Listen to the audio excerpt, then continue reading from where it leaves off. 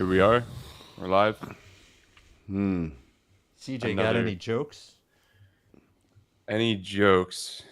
No, but I did. I watched. Go ahead. No, you go ahead. I was just gonna say I watched Bullet Train after the game last night. Then. Oh, how was pretty that? good. We've thought about that a few times, and I'm just like, doesn't it suck? Actually, It was It's very watchable. oh, really? Yeah. It was very digestible. It was very entertaining. Like so much of it was like over the top, but in like a good, funny way. Oh, That- good. Yeah. Everything was so choreographed. It knows what it is. Yeah. I can't get over how that AI thing that we did with the war on drugs thought it was like, okay, I'm the guy that likes jokes, and then gave me no jokes. Not even anything that was like close Wow, to you're a still joke. on that, huh? Well, you brought up jokes, and I'm like, what the fuck was that? Like, all right, I'm the smartest computer in the world. I can't even think of a single joke. We got everything. We got it all. We got friggin' Embiid and Simmons, friggin' Well, strife, but not one joke for the guy who loves jokes. kind of good news for your career and humanity if AI can't write jokes. I would like to even an attempt. because it No, had me it's just down pretty embarrassing. good. It Yeah, had you me were down you were pretty locked in. Yeah. Ben and Joel were solid. The cage fight, they got to it really quick. good. Yep. But just way off.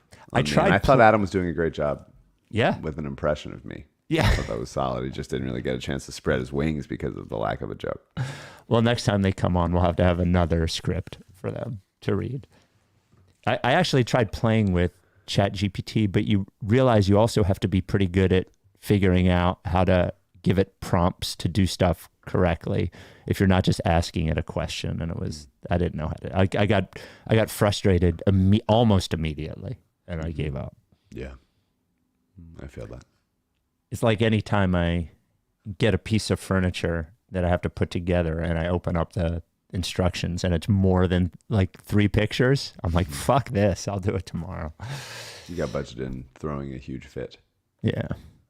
All right, let's go do this fucking podcast. The Rights to Ricky Sanchez podcast is presented by DraftKings Sportsbook. Sign up for DraftKings Sportsbook by using promo code RTRS and brought to you by Big Barker Therapeutic Dog Beds. Get yours for your dog at bigbarker.com/Ricky. Kornblau and Cornblau, the official law firm of the process. LL Pavorsky Jewelers, home of the 12 deals of Christmas, where Rights to Ricky Sanchez listeners go and get engaged. And Kinetic Skateboarding, get 9.1% off your first order with promo code Dave Silver. Only the Sixers could beat the LeBron and Anthony Davis-led Lakers at home by double digits and piss everybody off. God bless them. We love them. We will talk about that, as well as we have a stacked voicemail and email bag from that game as well. So I did mention Kinetic Skateboarding. Christmas time is a great time for Kinetic, whether it is sneakers you can't get anywhere else, some jackets or hoodies for the winter, or not just skateboards, but snowboarding, everything from the gear to the actual snowboards. And from now through Christmas, if you buy a new snowboard at Kinetic Skateboarding, yes, you will get free tunes for the life of the board. Never pay for another tune up on that board. So kineticskateboarding.com. Use code Dave Silver for 9.1% off your first order. And we got a request from Gabrielle to wish her boyfriend, Matt, a very Merry Christmas. She actually asked, God bless her, if her boyfriend, Matt, could co-host the pod as a gift. I did tell her no, but I did say we would wish a Merry Christmas. Gabrielle says her wish is for him to stop yelling at the TV every minute of every Sixers game, even when there's plenty of time left in the game for them to win. But she does appreciate the long car rides with this pod, and she does appreciate the relationship advice segments. Wow. Yeah. The most wonderful time of the year. Yeah. So Merry Christmas, Matt, from Gabrielle. Maybe And one to day. all a good night. That's it for us. And to all a good night. Without any further ado, Amos and the Chef. Larry, sweetie, the man is here.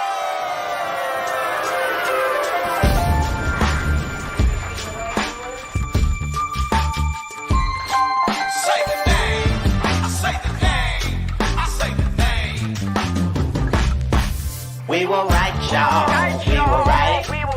Even when it went wrong, we were right. We was right, y'all. We were right. So say the name. Say the name. We were right, y'all. We were right. Even when it went wrong, we were right. We were right, y'all. We were right. So say the name. Say the name. Say the name.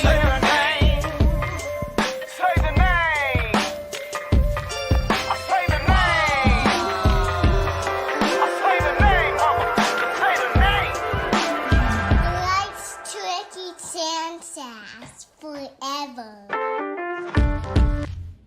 Welcome to the Rights to Ricky Sanchez podcast. I'm Spike Eskin, along with a guy whose request for 7 straight wins from the Sixers may kill us all. That is one, Mike Levin. 9. Oh, right. You extended it to 9. Right. 9 straight wins. Right. 7 when out. Yeah, 7 at home must, and then Yep. you got to be able to beat at least the Knicks and the Wizards off a bus trip. For sure. Well, here we are, Mike. Want to know? Want to know since the gauntlet was laid down. I was at the Devils game last night with my wife, so I watched the game this morning. Yeah, though you're just a fan of the Apollo Global Management. Generally. Yes, any team they own. If they buy a Premier League team, I'll go overseas. Anything they want. Yeah. That's So brand loyalty. I did watch the game this morning, though I did see the tweets last night and before I saw any of the tweets, I got a text from Clement from stateside. And I assume it was during the meltdown. And it was just like, fuck this team, I'm done. And I just started chuckling because the night ended in a win. Why don't we start with I think the most pressing issue. Just overall, we will talk about a lot of it, talk about, what's his name, great game, DeAnthony Melton, Embiid's great game, yada, yada, yada. But the last 4 minutes, particularly the last 30 seconds of the game, as the Sixers attempted maybe the worst loss I've seen since we started doing this, and a loss that I don't know if certainly would have gotten Doc Rivers fired, but man, it would have caused some meetings. I don't know what it is going to take. Yeah. So, you don't usually like answering these questions, but let me try it anyway. Okay, let's see what they are. The last 30 seconds, let's say, would you put the blame for that fucking just awful disgrace, I mean awful disgrace, primarily on the players themselves for lack of execution and sloppiness, the coach who sucks, or the general manager / construction on the team that really has so few, especially with Maxey out, like not really a lot of ball players who can handle the ball while being pressed. But that wasn't even the issue. Well, they were trying to throw the ball down the whole court a couple of times. That's what I'm asking. Which is a normal reaction to being pressed. Sometimes somebody leaks out. PJ Sure. Tucker has to catch that ball. That's what I'm asking. He was I'm asking, wide open. Like if that was like a tight end, he would catch the ball. Any tight end would catch that ball, and he waited. I'm just he asking allowed it questions. to bounce for some reason, thinking that he would have a better chance of getting it closer to the sideline. I'm just asking questions. I don't think that this certainly wasn't a ball handling issue. It wasn't like they were turning the ball over left and right. It was this team, Harden and Embiid specifically, and Doc, who it always comes back to, is just wants to take the foot off the gas so much. Is just begging all the time. Can I please take my foot off the gas? Can I please relax? Can I please stop focusing or being precise?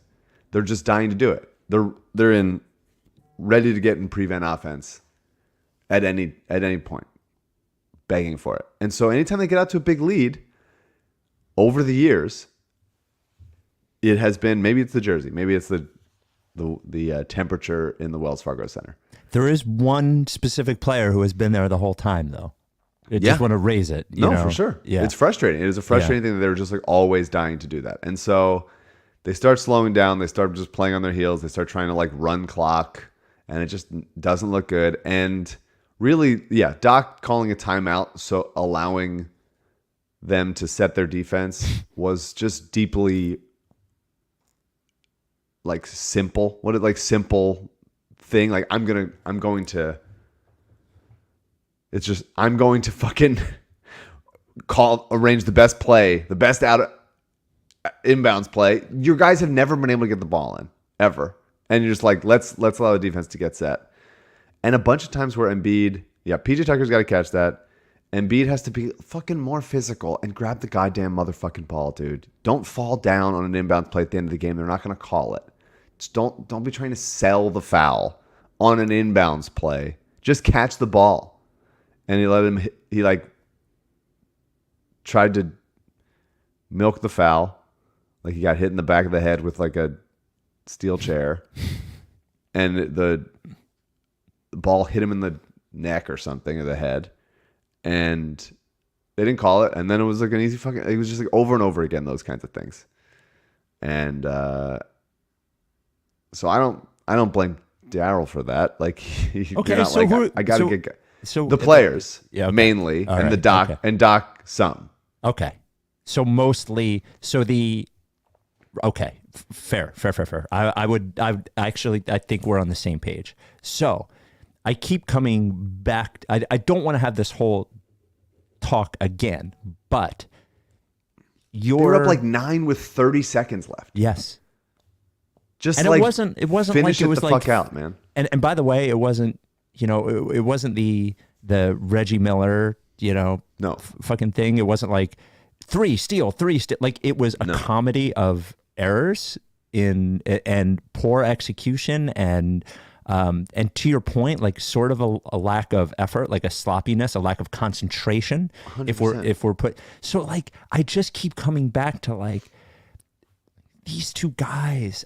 This is why I sort of don't want to, we went full Doc earlier in the year and I thought he deserved it. And I think he deserves criticism, but I just keep coming back to like those two guys. Embiid and Harden is just, how do you allow that? You're on the court. You're like, do you know what I mean? Like there's two guys who are on the court and then one guy who's, 60 years old and can't even walk, who's off the court.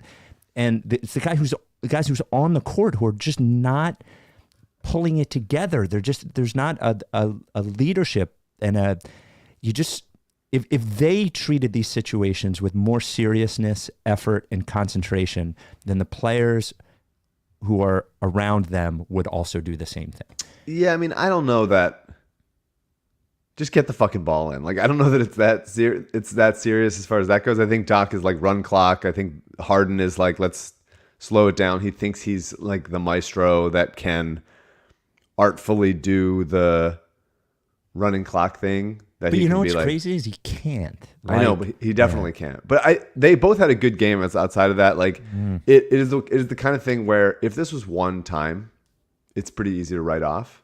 But these kinds of things happen all the time. Constantly. Like, they happen all the time to, the Sixers, to Embiid teams. I don't think it would have happened if Maxey was there. Is like some level of a pacifying feeling, but the point that Matt Carey made on Twitter was like, Harden and Embiid, the Harden minutes restriction thing is hilarious, by the way. Like like last week or a couple. He plays games fucking ago. 40 minutes every game. Hey, he's got a minutes restriction. I'm not going to tell you what it is, but whatever it ends up being, I stuck to it. Just know that it's dog. It's like it's dog. Well, if he doesn't tell you what it is, then he can't be wrong. He can't correct. be lying. Right. He can't be wrong. Good job, Doc. You've gamed the system. Figured it out. Brilliant mind. Mm-hmm. But like they played 46 and 47 minutes. The point that Matt made was like it stands to reason that they are like playing too many minutes, and the like fatigue of that in one game made them get sloppy. I'm not saying that's like the reason, but it's a reason. Embiid, the first half of that game, the first I thought looked really bouncy and had some juice and moved around well. Couple dunks. Couple dunks, couple two-handed dunks, which I love. They're not. No one's blocking in a Joel Embiid two-handed dunk, so do it more often. So I'm happy to hear that. I was very happy to see that. And I thought Harden played relatively good, a lot better than he played in Houston. It's just it's all of them. Like Doc doesn't need to be playing these guys this much. He shouldn't be in a fucking December game. After, but also, he was like, they had a long layoff. It's fine. It's like, yeah, man. Like, but that's not. This isn't the game to do it. Like, you got to have some level of context to be like, we can play a backup center more than 3 minutes at a time. And he gave. But every time Embiid was off the court, they got fucking obliterated. For sure, there was a lot of that. There was a lot of that. I mean, that happened. There was a 3-minute stretch in the first quarter, or the first half, where they started hitting stuff, and Paul Reed made one mistake and Doc pulled him. Like, he just doesn't. He is dying to for an excuse, any excuse to take Paul Reed out of the game and put Trez in for no reason. And you got to demonstrate a level of trust with players in December that you can go like, okay, you fucked up. Let's talk about it. Let's call timeout. We're going to work on that. Like, whatever. And not just yank him and be like, that's it. I'm putting my guy back in and I'm going to run his knees into the fucking ground.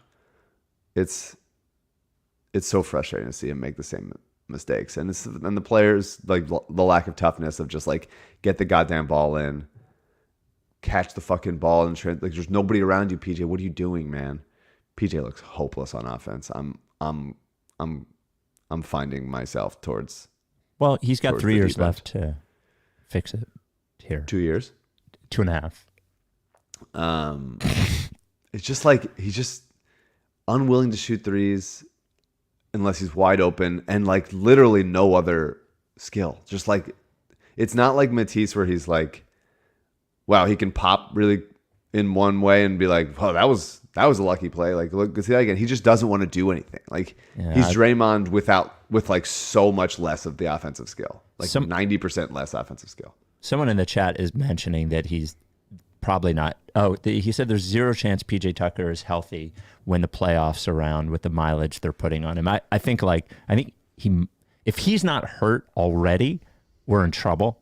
We're in big trouble, because I do think while he's never been a point scorer, but he's always been sort of like an effective ball mover, corner 3-point shooter. He had those weird little floaters against the Sixers last year in the playoffs. Yeah. He hit them earlier in the season, and maybe he gets back to that. But like, he's meandering around the court, like just dying to set. All he wants to do is set an off-ball screen so that like Tobias or Melton can shoot a 3 from the corner. That's all he wants. He wants to shoot. He wants to set a screen at the baseline so someone else can take a 3. And he, like, look, to his credit, gets a ton of offensive rebounds, makes some hustle plays, like, has still been good on defense, all that stuff, blah, blah, blah. But like, you got to give me something more offensively. That's why, like, Matisse, who we can talk about in a sec, like, when he just had a couple dunks and just like had some burst out of those dunks, it was like, if PJ was doing that, if he was at least like catching a lob here and there, like, you don't have to be like running the offense through PJ Tucker, but we can't play 4-on-5 out there with like somebody's like uncle who just like is setting physical screens, and that's it. It's hard to do that in the NBA. Somebody's uncle shouldn't be playing. Wait a minute. We'll examine that in a second. As Christmas rolls around, your dog should get a Christmas present. Now, our dog, Rebel, hates any sort of present. He runs away. He doesn't like opening things. He doesn't like cards. But you do owe your dog a Christmas present. And the best Christmas present you could get your dog is a big barker. You're getting your dog a new bed. Who wouldn't like a new bed? But a bed that is engineered for him or her to be happier and healthier. BigBarker.com/Ricky. BigBarker.com/Ricky. Hundreds of Rights to Ricky Sanchez listeners have dogs who sleep on Big Barkers, and those dogs are healthier than the dogs who do not. Dog beds simply aren't real beds unless it's a Big Barker. See, your dog sleeps a lot, and if you're sleeping on something that is not supportive your joints going to get worse. And dogs, just like humans, tons of joints everywhere. As you get older, those joints get creakier. You got to sleep on a good bed. You got to put your dog on a good bed. Keep him healthier. Keep her happier. BigBarker.com/Ricky. Big Barker was so sure about this that Penn Vet did a study on Big Barkers and found all of these things to be true. 17% improvement in joint function, a reduction in pain severity. All of these things are true. The Big Barker is also great looking, comes in different colors, headrest, no headrest, all different sizes from the Barker Jr., which is tiny, to the giant one. Whoever your dog is, your dog will be happier and healthier sleeping on a Big Barker. It's your only job as a dog owner. BigBarker.com/Ricky. There is a 10-year warranty. The bed is a little more expensive than regular dog beds, but it's going to last you forever. 10-year warranty, or the foam doesn't flatten, or they replace it for free. A 1-year at-home trial. If you don't like it, they'll give you a free refund. They'll give you a full refund and pay for shipping. And handmade in the USA. Big Barker dog beds. Boat. Before we get to, we have so many wonderful voicemails from last night, and I want to get to Melton and Matisse, but I want to hit a couple of these here while we're talking about the game. 833 Lickface is the phone number. What's up, Spike, Mike, and CJ? Some win. I've never seen more of a reason to fire a coach than tonight. I almost wanted them to lose because they certainly should have and maybe would have done it tonight had they lost. I don't really care what happens to the playoffs anyway. They certainly wouldn't regret firing the guy. Maybe I'll care more when they fire him. Mike, do you think the Sixers would have been better off losing? I mean, a feeling I've had a million times in my life with all teams that I root for. No, I think they really needed a win. I think they really, really needed a win. I needed this win more than I needed them to fire Doc Rivers, at least on this night. And it's like, I don't know. I don't know what it's going to take for Daryl or for ownership to like feel it. Like, it feels like ownership is very receptive to what the fans think. And every single tweet or Instagram is of the team is like covered in just like fire Doc, fire Doc, fire Doc, fire Doc. Like, yeah. Daryl, why are you at the like a Boston College for a basketball game? Like, fire Doc. You should be firing Doc. You should be firing Doc right now. Maybe if you spend a little more time firing Doc and not watching prospects that you're not going to draft, you'd be in better shape. So they seem receptive to that, but haven't done it. And Daryl, I don't know, doesn't seem like he really gives a shit about who the coach is generally that much. I don't know. He's just like, whatever. The players are going to play. I think the only reason not to, and again, not a coach guy, not a fire the coach advocate, the only reason not to fire the coach is if you don't think the Sixers can win the championship by doing it, and you might as well just wait till the offseason. I can't see a path forward with this fucking guy this year. I just don't. Maybe he doesn't see the right replacement out there. You know, I don't know. It seems worth the effort if you think that there's a chance that the Sixers could turn it around this year to fire him. And how could you not? Right. How could you not think that they could at least turn it around some? It's not like nothing has changed. If your fucking championship quotient was what it was before the season, it should still be what it is now, theoretically. I don't know. To me, like, the idea of like, wait, I don't know. I have no idea. They must think he's a fine coach and like a pleasant guy to be around. I don't know. Wow, doesn't it's seem enough. so. It's just like enough already. Like they're home for 7 games. Like, what a perfect time. Yeah, it's easier to move. There's practice time. Let him have a Christmas off. He'll probably have joined the broadcast by January. Yep. Like, just Kate Alla and Glenn. Not that I meant national broadcast. Oh. No, leave Kate alone. Don't make Kate sit with Doc.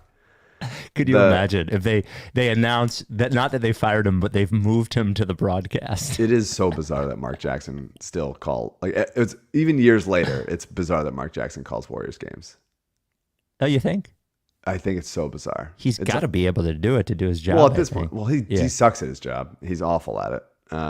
But like, he's just so unpleasant, and his unpleasant demeanor all the time around like this team that's like, yeah, I was coaching this team. They're generationally good. we didn't do that good of a job.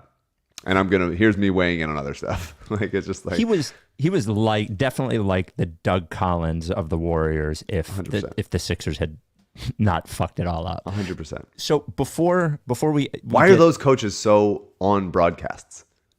Doug, Doc. Well, because they're not coaching.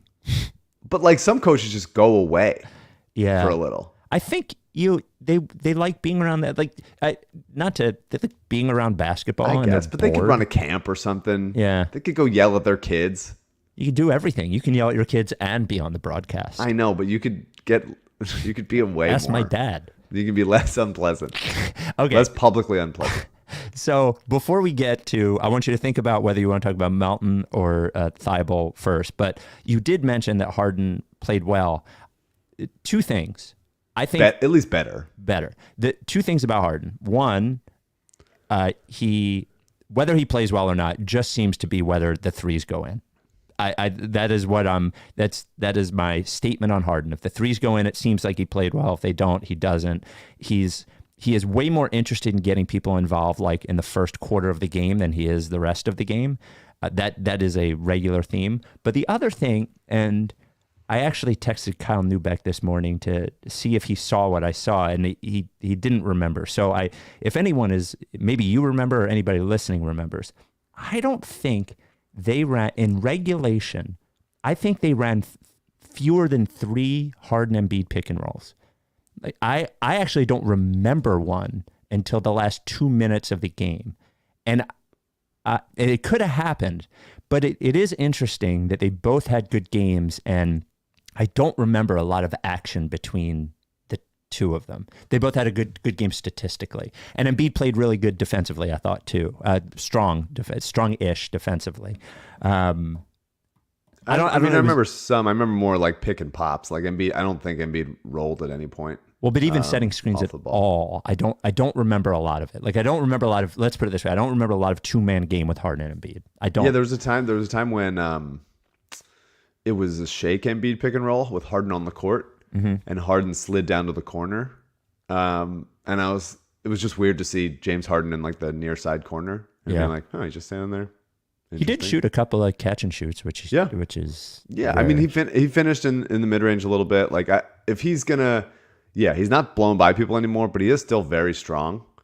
And so if he's gonna do the thing where he like draws the contact on Austin Reeves or Lonnie Walker, and goes up with it, like if his touch inside is good and he can finish through contact, then that's like still a weapon rather than just like shoving the ball in somebody's chest and then like flailing upwards. Like if he's at least finishing through that contact, I think it's like, okay, we still have something there rather than just Melton or giving away Thibault. and being bailed off. Melton or Thibault. Melton was awesome, man. Like what a game! Like he Defensively, by the way, too, as well as the threes. This is just like the kind of I love him. I love this player. I love this archetype. Like why would they trade him? I mean, they just have a lot of those guys. Like Memphis they have does.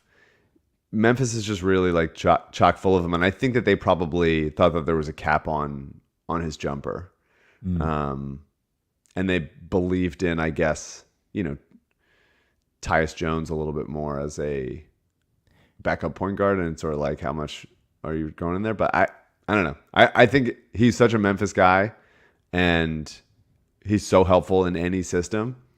And the three has really, really improved. Like I think he's the first guy ever. I'm listening to the Lakers broadcast, the only one I had. So they said like at one point he's one of 3 players ever to have 7 threes and or seven threes and 7 steals in the same game. It's a crazy stat. I mean, like he's a very capable shooter. Shot 8 of 12 from 3 last night. He's up to 39% from 3 on almost 6 attempts per game. Like that's legit. Absolutely legit. And some of those were, and he should have gotten credit. The one that was in the corner that barely left his hands, that they called shot clock violation on. It was, he's getting it off quick, and he had a couple nice finishes around the rim, and the steals are great. Like I love this kind of player. I love everything about him. Apparently, he's working through a ton of back pain, which is tough. I wouldn't mind giving him some time off because, again, it is December. The games that matter, Well, if you I have don't know if Doc is aware of this, give him a calendar, are in like April, May, generally. If he has back pain, he should skip the whole season, then go on JJ Redick's podcast and talk about it. Maybe this is the right move. There you go. D'Anthony Melton and Danny Green might be the only two players in the last decade that we have coveted from other teams as like solid, like really good rotation player who can do this and that, who when they get here, you're like, that's exactly what I thought he was, and it's good. You know what I mean? Yeah. Everyone else is the Josh Richardson, James Ennis, where he gets here and you're like, James Ennis is fine. That's like it wasn't like he was like on other teams and we're like, we got to get James no, Ennis. you're right. Josh Richardson is the actual. Yeah. Josh Richardson is the example of that player who you get here and you're like, fuck. That's why they didn't want him. So, Melton's the man. He's just great. He's just awesome, and he seems like he's always smiling. He's like pleasant about like a guy that's just like that physical. And like the only guy I trust to go up and get a rebound. Just awesome.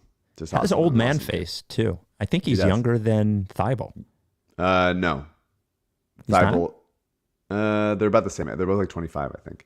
Melton is 24, so I don't know. Wow. So I have to say, the Matisse Thibault baseline drive and dunk was the most unbelievable moment of the process. The whole decade. Yeah, I think he later did some weird behind the back pass thing that sort of I was like, okay, that feels better. But the baseline, that was almost really, really cool. That wasn't his fault. That wasn't his fault, but his solution was pretty insane on that play, and it almost got to Korkmaz. If Korkmaz hadn't cut at that time, it might have been like a legendarily cool play. He's always one step away from just making like a really, really cool play. But yeah, the ball gets swung to him. Austin Reeves close out, and he just made a quick decision. And it's one dribble. That's all I'm asking. Like, it's one dribble, and he's at the rim. And it was like, be more athletic dunk guy from the wing with like sudden athleticism. I've been saying Derek Jones Jr. for so long. And it's just like, that's all you got to be on offense is just like catch lobs, be available, get the ball up quick, dunk over people, through people before they get there.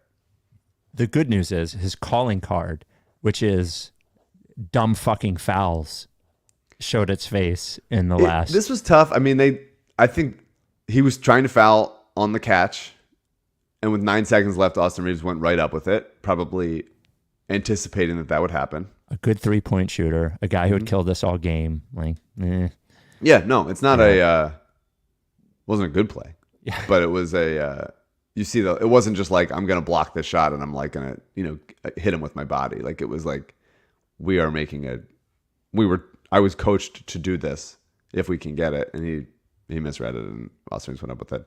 Yeah, I mean they should have lost that game. Like they should have lost that game when Austin Reeves was I guess trying to tie it, and then Anthony Davis short arms two in a row free throw misses that were tough to. But it's better to be doing this after a win than it is after a loss. The best thing is complaining about a win. Yeah, it's fun. And they did really roll over them in the overtime period, which was good to see. Like that was like okay, we fucked up.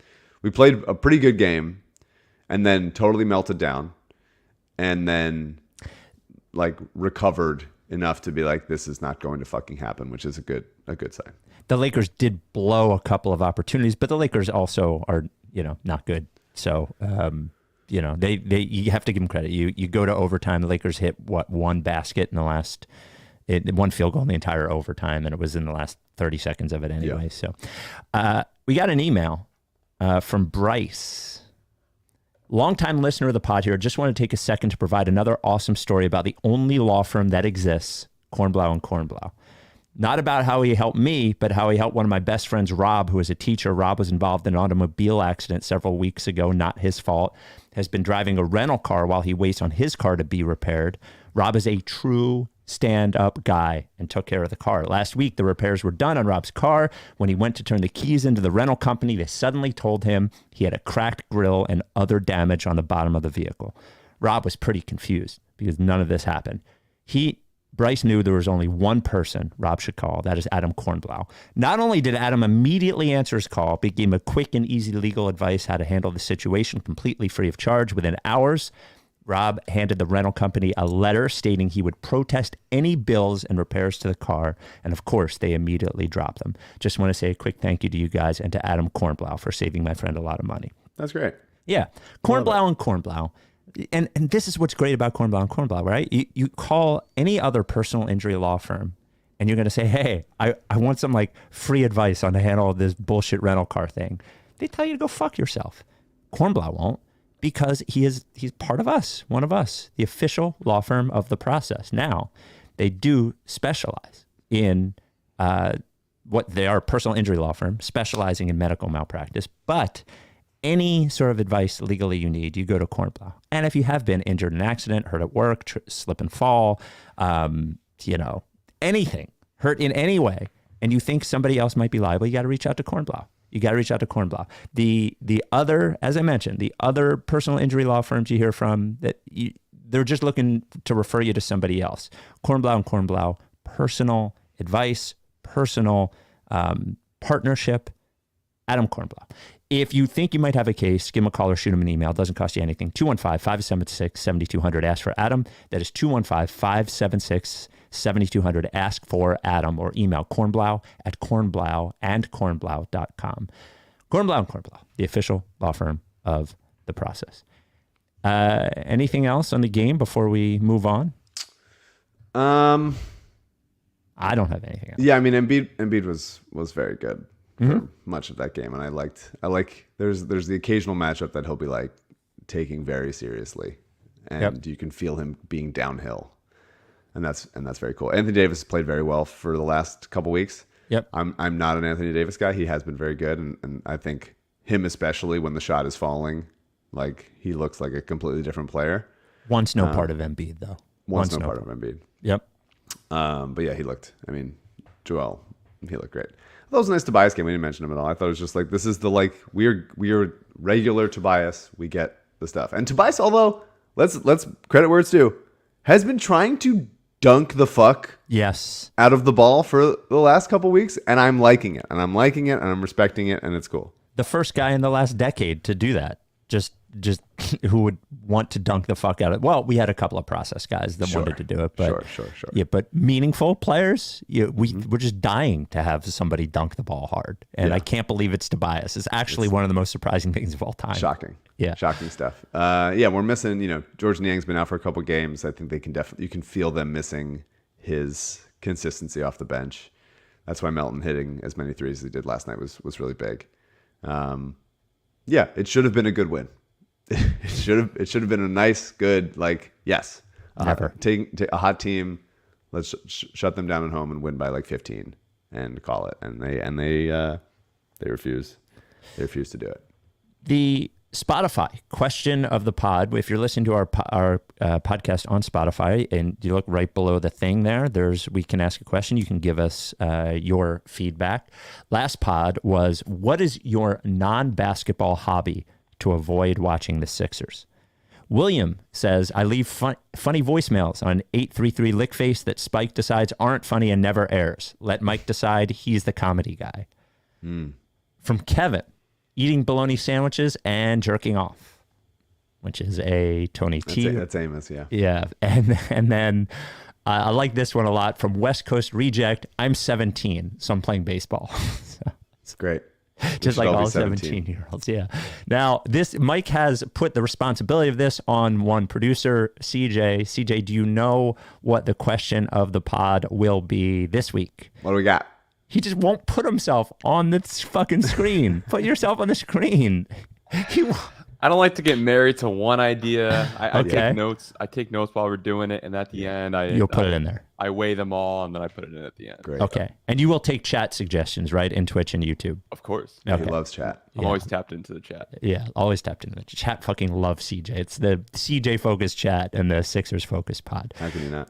This week, December 15th happens when a bunch more players are likely to be traded. And then there's a January date as well, or available to be traded. If you were to guess, just sort of gut by trade deadline, do we see like minor type move, mid type move, or major type move on the Sixers? My guess is no move. None at all. Yeah. Not even like a Furk and Thibault for, an expiring Trevor Ariza or something. Trevor Ariza? Yeah, I don't know. Wouldn't surprise me if Trevor Ariza got traded again. Trevor Ariza will be traded long after he retires. Yeah, people still believing in it. Even any like 6'8" guy that went to UCLA that like looks as long as Trevor. So like, yeah, I think he still got it probably. No, I don't think so. I mean, I don't think so. I would love for them to trade like Trez. Would be cool to get him. Cut him. Yeah, just cut him would be great also.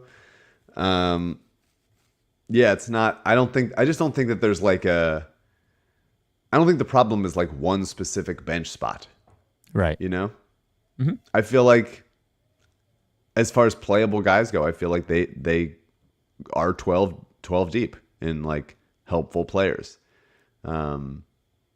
I wish they ran more offense to get like Korkmaz on the move, but I like what he gives you when he in little bursts. He wasn't great last night. Matisse is like a helpful loogie type defensive replacement. And if he's going to be doing dunk things all the time, then that changes the calculus for sure. I think Shake has earned a spot in the rotation. Like the question that I brought this up when Shake was playing, more a heavier role in the offense. But the question is like, are you trying to maximize on Shake? He's expiring after this year. Are you going like, we're not going to be able to sign him for what he's worth? He is less helpful or less necessary when Maxey and Harden are back. Do you go like, let's try to get somebody that's, maybe on a longer term deal, Shake plus something, for somebody that could help a little bit more? But I think he's just like really helpful to this team in little spurts. And when Harden or Maxey is out, I think having him run the offense is certainly better than Melton running the offense is sort of like an on-ball threat. But I don't know if they want to be proactive about that. I don't know. What do you think?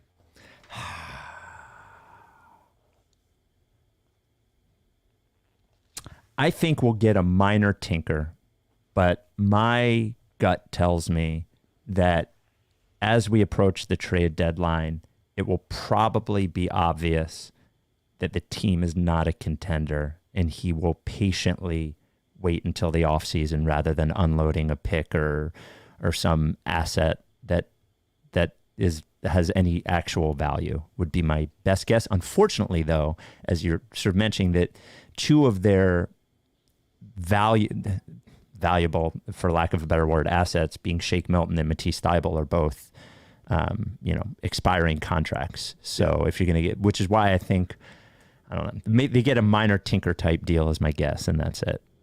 The hard to stomach YouTube comment of the week.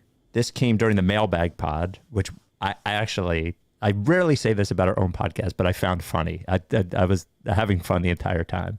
It says, perfect pod guys, literally start to end, 10 of 10. The Vegas Mike song, a few great calls, being horny with your friends, and Spike saying, quote, a porn. So there you go. The mailbag, rights to Ricky Sanchez at gmail.com or 833-LickFace for voicemail. Scott in Utah says, this team is doomed. Morey failed. Harden is toast. They can't possibly extend him, so he's got to go. Extend him. Let's have some fucking fun. So he mentions a few trade ideas. Wait. What is he saying that he wants there? I don't see the Knicks trade. He doesn't say. I assume it's Harden. Harden to the Knicks for Derrick Rose, Isaiah Hartenstein, right? I'm saying that correctly. Cam Reddish. No, I don't know what this trade is. This one's going west. Sounds awful. Yeah. Lakers trade Harden and Harris for Westbrook, Beverly, the 27 first and the 29 first. No. Clippers Harden, Korkmaz, and Harrell for Norm Powell, Luke Kennard, Rocco, and a 28 first. No. Wizards Harden, Korkmaz. These are bad. Harden and Korkmaz for Kyle Kuzma, Will Barton, Daniel Gafford, and a 24 number one. No. Bulls Harden for DeRozan. Harden for DeRozan's interesting. I don't think it changes like the true calculus of the team. I think there would be other, and I do think it's possible that watching DeMar DeRozan every game would also make me want to punch myself in the dick. So I don't think so. He's really turned himself into like an extremely efficient player at what he does. Okay. Definitely is going to take like 1-3 a game and like isn't going to do much more in that area, and it needs the ball to be effective. But he's certainly a better defensive player than Harden. It would empower Maxey more if you believe in Shake more. Maybe if they would do that, and then like, yeah, I mean, Chicago's not going to do it. It doesn't really make sense for Chicago to do it, but No. just it's an interesting like swap theory of like Would they be better? What it would look like. Yeah. Yeah. 833 Lickface is the voicemail. Here we go. Hey guys, I just wanted to quick touch on Doc Rivers taking out Joel Embiid 2 minutes into the fourth quarter after that timeout when we went up by 16. I don't know why he always does this.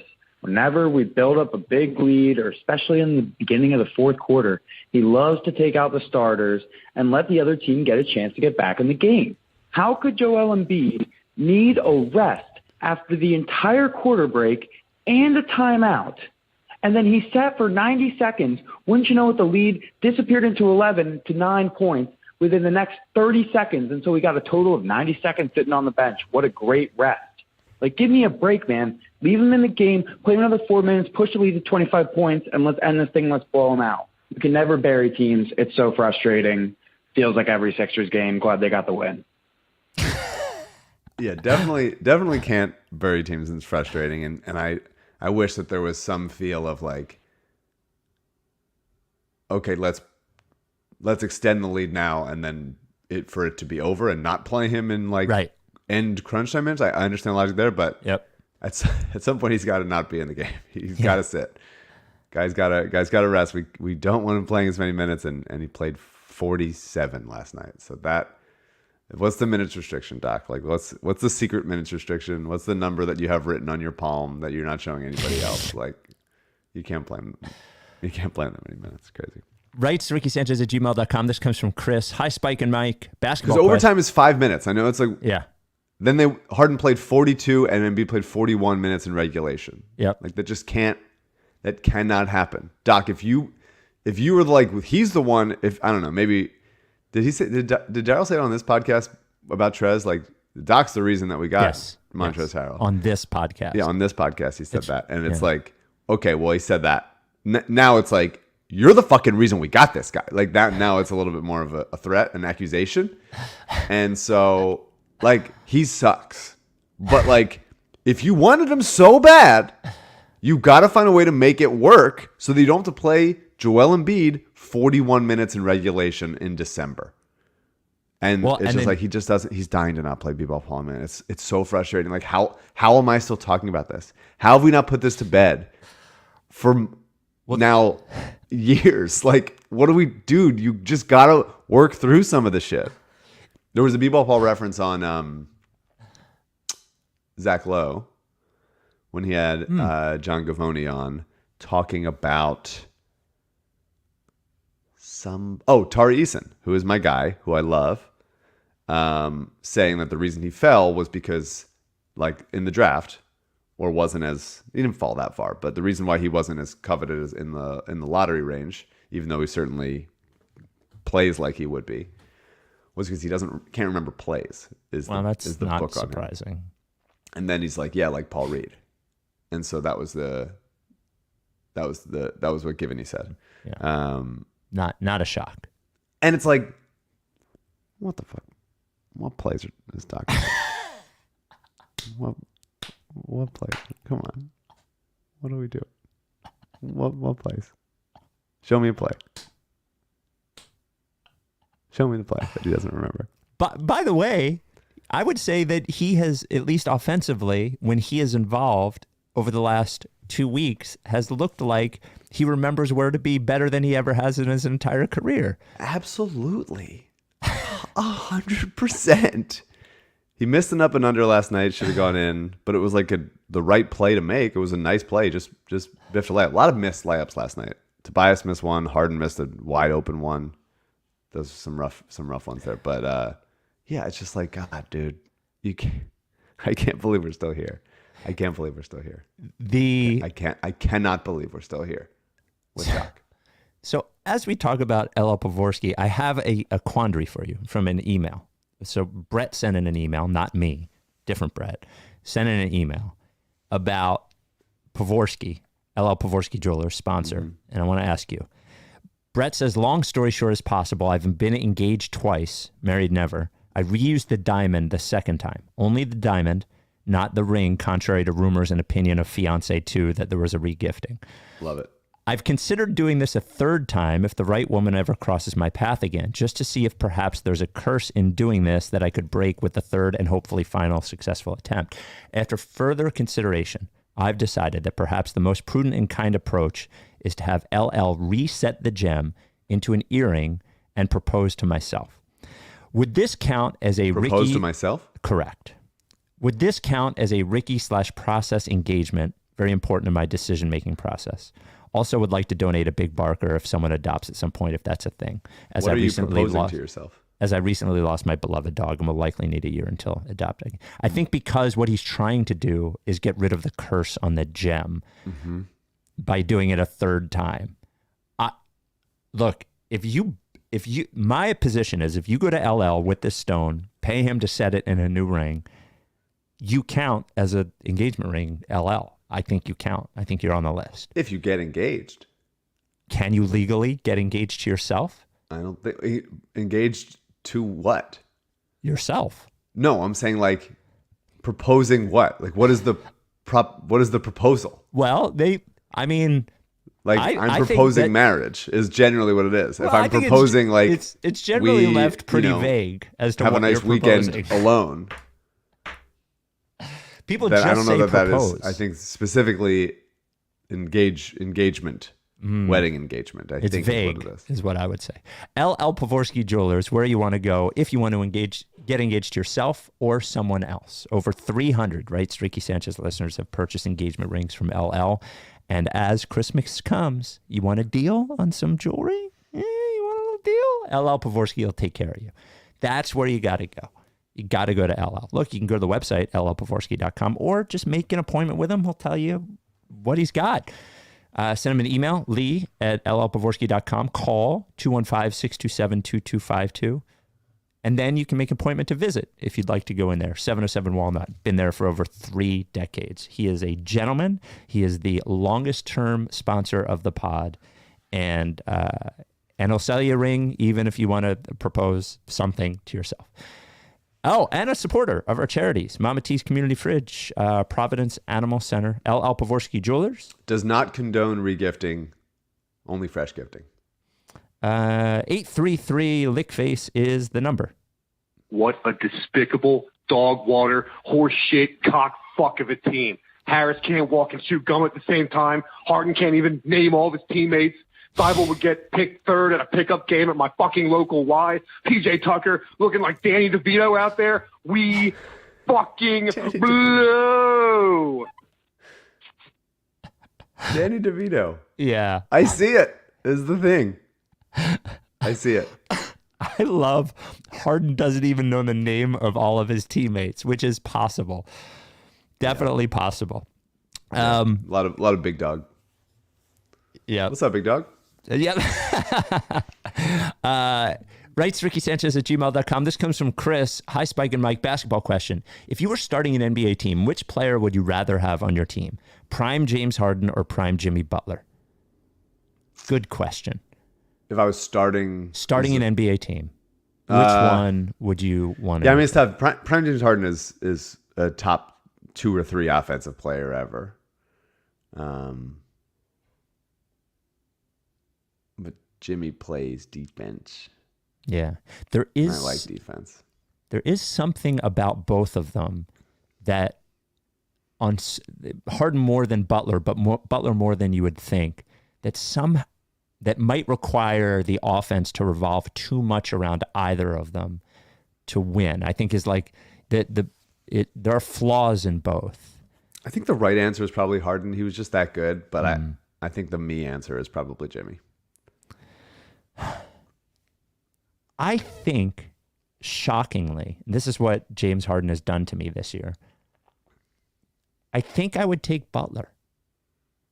I think if you genuinely had an offensive player on the team more appropriate for the offense to run through than Butler, I think you could probably for a year or two make that work before Butler throws a wrench in it. I can't see winning a championship with the ball going to James Harden on as great as he was. Man, I don't know. Maybe it's too far away from James Harden for me to make an accurate assessment too. You know? I think so. 833 Lickface. How about this one? You'll like this one, I think. I don't know what kind of a sick human being I am, but I'm scrolling on Twitter in bed and I see this amazing after timeout play that the Bucks just ran to put themselves up by 1 against the Mavericks. 10 seconds left.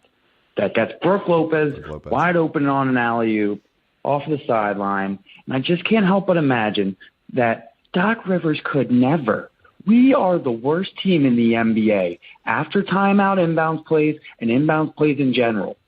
I mean, I swear it must have never come up in practice, not one time. I cannot imagine, because what is the coaching there? All right, James, what you're going to do is you're going to stand really close to your defender. You're going to push off of him. Then we try and get you the ball, but you're never going to be open. So now we're scrambling. Oh, wait, that's 5 seconds, turnover. And now here we go tonight. Joel Embiid is literally posting up Anthony Davis at halfway to midcourt, and we get a turnover, and we almost lose the game because of it. There's no other basketball team in the world that doesn't have inbounds plays besides the 76ers, and we're a professional basketball team. Professional. One of the 32 best in the world, I might say. Maybe. Fire Doc Rivers. 32. Yeah.